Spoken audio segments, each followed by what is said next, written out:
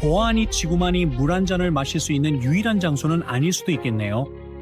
과학자들이 표면의 액체 상태에 물이 존재할 확률이 높은 유망한 행성을 새로 발견했습니다. 화성보다 훨씬 조건이 좋죠. 이 행성은 지구에서 가깝고 GJ887 별궤도를 돕니다. 보세요. 지구와 태양입니다. 줌을 당겨 이 빛의 점을 보세요. 우리가 말하는 그 별입니다. 이 별은 우리 태양계에서 10.7 광년거리입니다. 비교하자면 지구는 태양과 1광년보다 훨씬 가깝고 우주선으로 몇 년이면 도달할 수 있죠. 하지만 현대 기술로는 그 항성계에 도달하는데 27만 년 이상이 걸릴 것입니다. 물론 우주적 기준으로 보면 여전히 가까운 편이지만요. 과학자들은 이 행성을 슈퍼지구라고 부르는데 지구 질량의 6배가 넘을 정도로 우리 행성보다 크기 때문입니다. 강한 중력과 두꺼운 대기를 갖기에 충분할 만큼 무거운 것이죠. 흥미롭게도 비슷한 유형의 다른 별들과 달리 GJ887은 플레어 현상이 적습니다. 거대한 항성 플레어는 행성의 대기를 파괴할 수 있는데 플레어가 적을수록 행성이 공기와 물, 생명체까지 유지하기에 유리합니다. 천문학자들이 말하는 항성 주변 거주 가능 구역은 표면에 물이 존재 가능한 너무 뜨겁지도 차갑지도 않은 지점을 의미합니다. 하지만 물은 단순히 온도만의 문제는 아닙니다. 공기도 필요합니다. 대기가 없다면 물은 즉시 증발하거나 끓어서 사라질 것입니다. 연구진에 의하면 이 별의 행성 GJ887D는 대기가 존재할 수 있어 진정한 거주 가능 구역 행성임을 의미합니다.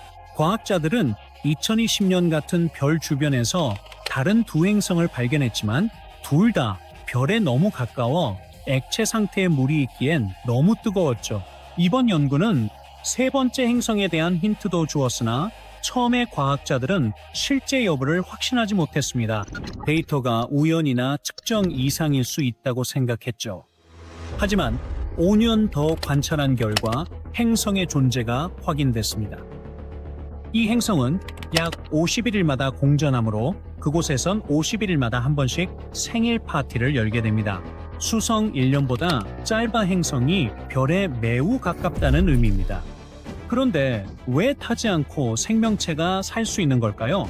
사실 이 별 GJ887은 우리 태양보다 작고 어둡습니다. 그래서 이 세 번째 행성에 열기를 쏟아붓지 않죠. 따라서 공전 주기가 짧더라도 행성 온도는 지구보다 조금 더 따뜻한 수준일 것입니다. 좋은 소식은 이 새로운 슈퍼 지구의 조건이 물이 증발하는 대신 어딘가에 고여있게 할 수도 있다는 점입니다. 이 발견이 화제인 건 당연합니다. 지구 밖에서 마침내 생명체를 찾을 수 있고 액체 상태에 물이 있다면 생명체가 존재할 가능성이 높아서입니다. 게다가 우리가 지구를 떠나야 한다면 GJ2887D는 새로운 행성의 강력한 후보가 될 수 있습니다. 작은 별 주변 행성들의 큰 문제 중 하나는 플레어 현상입니다. 많은 적색 외성들이 강렬한 방사선을 내뿜어 행성의 대기를 모두 날려버리곤 하죠. 공기가 없으면 물이 머물 수 없고 생명체가 생존할 기회도 사라집니다. 태양계 밖에서 가장 가까운 행성인 프록시마 B의 대기가 전혀 없는 것도 아마 그 때문일 겁니다.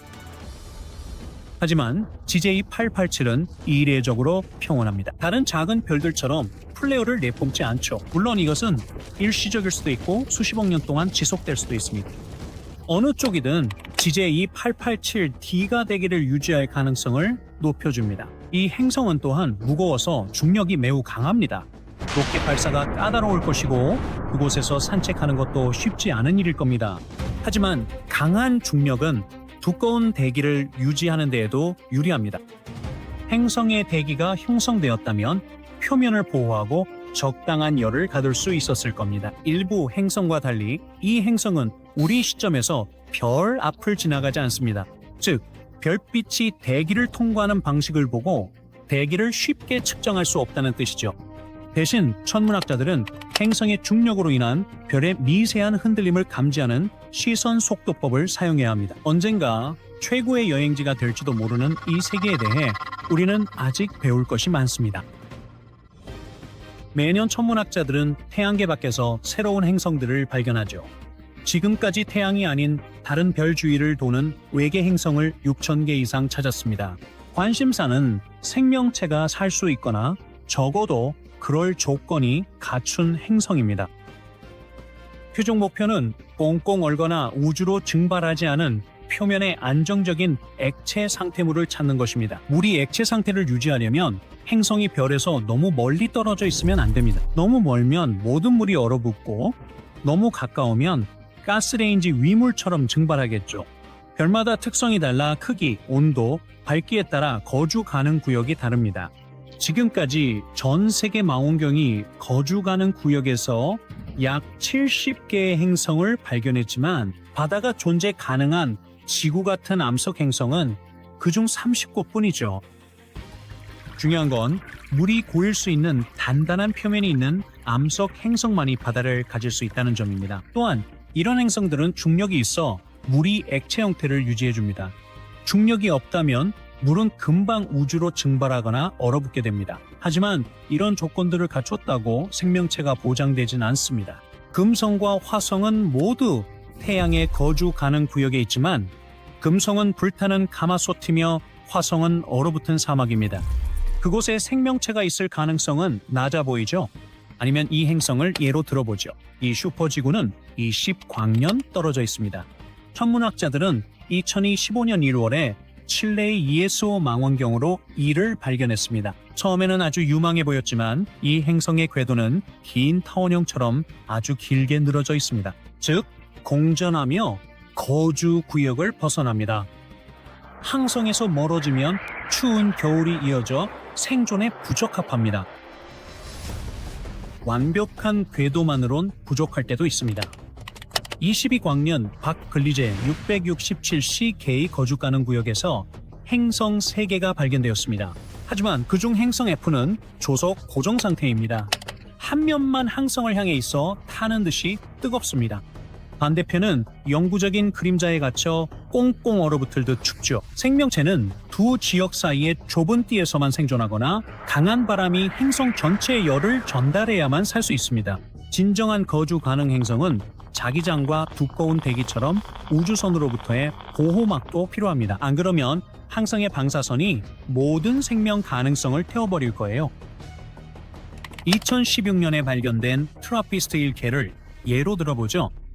새 행성이 거주 가능 구역을 돌고 있지만 트라피스트 1B는 조속 고정되어 항성 방사선에 노출되고 대기가 전혀 없습니다. 다른 두 행성은 대기가 있을 수 있지만 해로운 방사선을 차단할 수 있는지는 아직 모릅니다. 작고 차갑고 어두우며 우리 은하에서 가장 흔한 적색 외성은 상황을 더 까다롭게 만듭니다. 거주 가능 구역이 항성과 가깝기 때문에 그곳의 행성들은 강한 태양 플레어의 영향을 받습니다. 우리의 가장 가까운 잠재적 제2의 고향인 프록시마 켄타우리 B가 이 문제에 직면해 있습니다. 불행히도 지구의 관점에서는 항성을 통과하거나 가로지르지 않아 대기를 연구하거나 생명을 보호할 수 있는지 확인할 수 없습니다. 완벽한 궤도, 거주 가능 구역, 대기 등 모든 조건을 갖춘 행성이라도 금성처럼 악몽 같을 수 있습니다. 원형 궤도, 거주 가능 구역, 두꺼운 대기를 가졌음에도 기본적으로 내부 압력이 엄청난 오븐과 같습니다. 지구조차 모든 곳이 생명체에게 완벽한 것은 아닙니다. 북극과 남극은 얼어붙어 있고 메마른 아타카마 사막에선 생명체가 고군분투합니다. 그래서 천문학자들은 거주 가능 행성 탐색에만 머물지 않고 이제 대기 속 생명의 흔적을 찾고 있습니다. 특정 가스는 생명체 단서죠. 탄소와 메탄은 생명체에서 나올 수도 아닐 수도 있죠. 디메틸 설파이드 같은 가스는 생명체만이 배출한다고 보지만 과학자들은 완전히 확신하진 못합니다.